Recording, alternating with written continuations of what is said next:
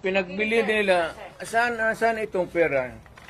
25 tons of gold reserves natin sold amounting to 129 billion.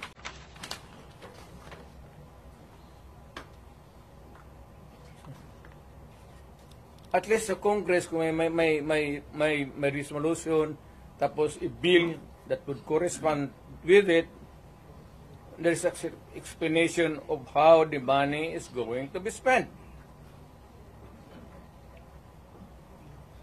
Pero ito, paano ito ngayon? Sila lang nakaalam nito. Yung Maharlika, sila lang nakaalam nito. Walang participation ng people dyan, pati ito. So, ganitong 25 tons. Alam ba ng military yan? Hindi sabihin nila, kung wala hindi na kami sasali ng laro ninyo.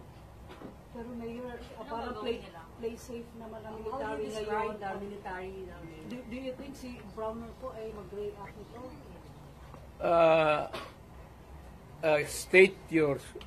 Can you restate your statement? Can you expect that Browner will react?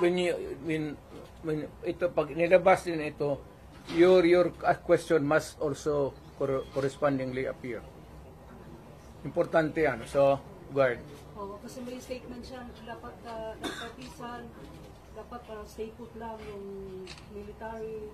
Wala naman siyang sinabi, no? In fact, si Inday na nagsabi na tulog-tulugan yung Chief of Staff.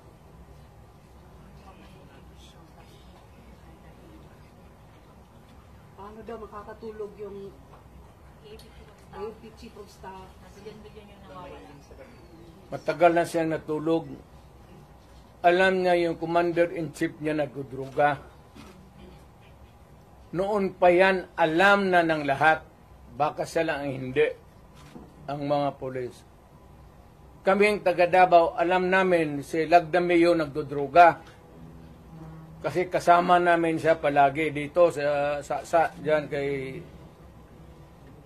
Pedro. Kaya yung SIPO ni mag-usap kami, yung SIPO ni Lagdameo magtulo yan. Hindi niya alam nagtulo yung SIPO niya. Minsan gano'n na lang yan.